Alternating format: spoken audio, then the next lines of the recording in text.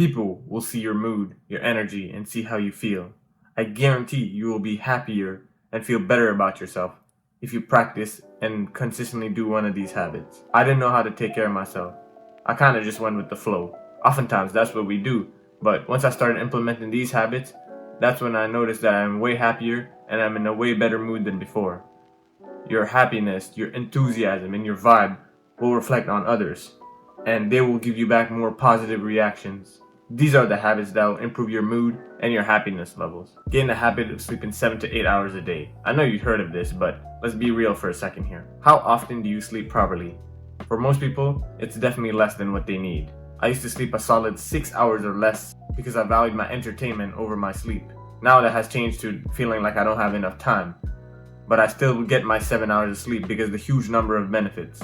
Sleep improves your mood, your energy, and allows you to focus and think clearly, which will affect how you interact with others. It also has a lot of mental and physical benefits like reducing the risk of sickness, heart problems, depression, even regulating your hunger, which means you will be able to keep a healthy weight. I'm sure you know this is good for you, so do yourself a favor and get your sleep. Sleep 7 to 8 hours a day. If you're over 18, 7 to 9 hours is good. If you're under 18, 8 to 10 hours is good. A few things to keep in mind. If you're the type of person who sleeps too much, I just want to let you know that it's as bad as not sleeping enough. And in some ways, it's even worse. It's okay once in a while, but if you do it consistently, it's not good for you. Here's a few ways to improve the quality of your sleep. Use the 3-2-1 method. 3 hours before you sleep, try to avoid big meals. 2 hours before you sleep, try to avoid drinking any liquids, especially ones that keep you energized throughout the day. And 1, try to avoid using screens. For most of us, this last one's going to be extremely difficult, unless we incorporate something that doesn't use screens.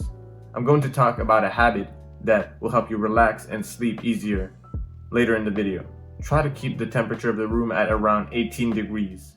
So the room should be cool, but not cold. And try to sleep and wake up at the same time if possible. Alright, so another habit that helps is consistent physical activity. I used to go outside and play every single day. It was so much fun. Oftentimes the circumstances you have will help you keep good habits or even bad habits. I used to live in a community near a basketball court, a park, and a bunch of space to play around. So as soon as I moved, I stopped doing any physical activity. Now I realize all the benefits that I was missing out on. It is very similar to sleep, as it reduces health risk and allows you to maintain a healthy weight. It also reduces the risk of depression and anxiety, and it also helps you sleep better. An unexpected benefit of physical activity is how it helps your thinking and your learning skills, on top of improving your physical capabilities. Not only that, it improves your energy, your motivation, you have more fun with things, and you have better focus. So try to add something to your life. It doesn't have to be anything crazy. You can make it fun. It can be sports, boxing, swimming, working out, whatever you like. As long as you do it consistently, it's all good.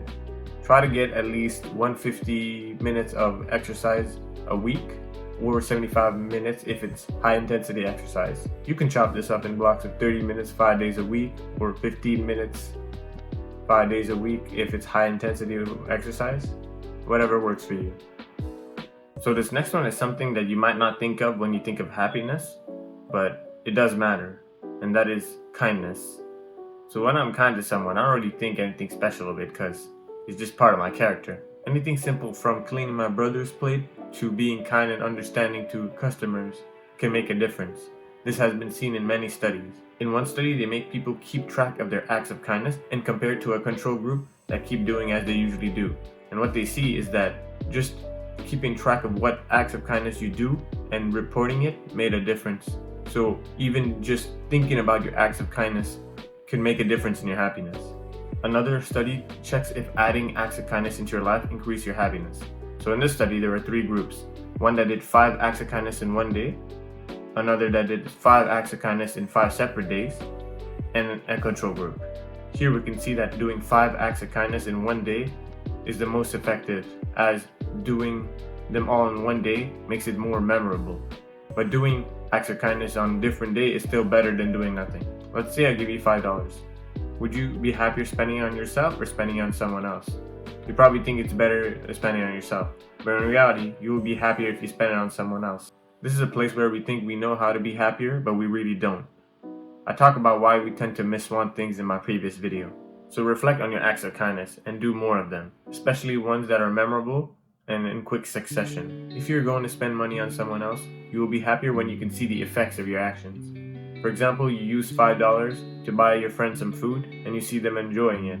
You will be way happier in that case than just giving your friend that same $5. Another thing I took for granted is my social connections. This is an instance where environment can make or break these relationships. When I used to go to school, CLCs, and play outside every day, I made a bunch of friends because I met a lot of people, but now I don't talk to most of them because I moved house and I finished college.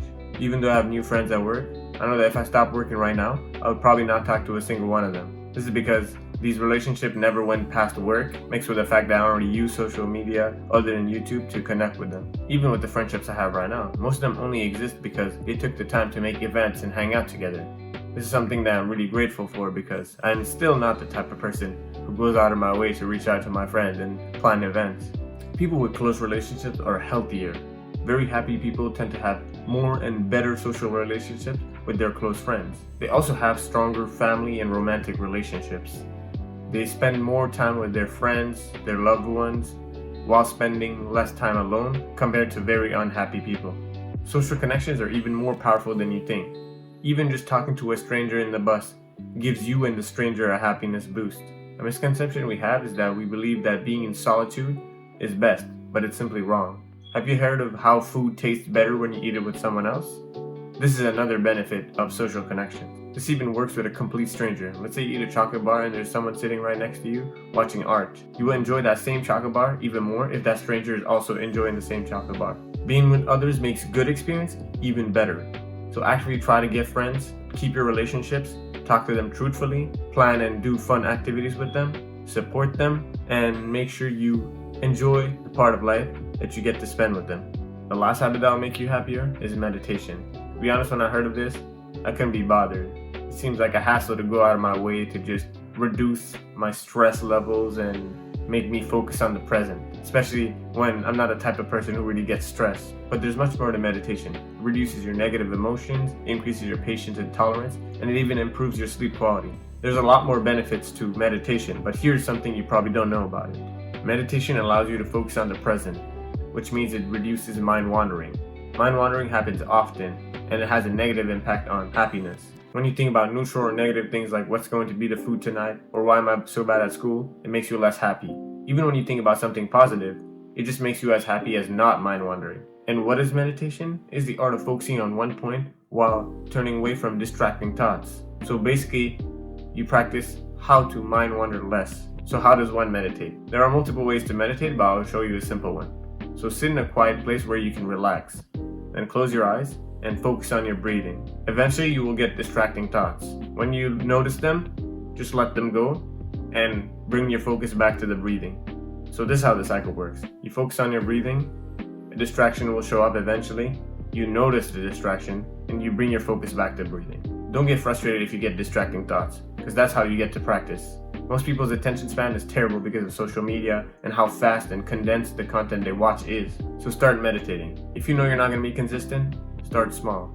That could be 1 minute or 3 minutes, but just keep doing it until you're used to it. Once you're used to it, you can start increasing it to 5 minutes, 10 minutes, 20 minutes. You can stack it to one of your current habits. For you, that can be, I will meditate for 1 minute right before I sleep, or 3 minutes right before you sleep, and increase it to up to 10 minutes, because you will probably not see a big difference until you get to 10 to 20 minutes of meditation for 2 weeks straight. Okay, so here's the most important part. None of this matters if you don't implement these habits into your life. These habits complement each other, so it will benefit you exponentially. Plan and slowly build up these habits. You know what to do if you really want to be happy and healthier. If this helps, like and subscribe. If you have any questions or thoughts about this video, please let me know in the comments down below. And have a happy and healthier day.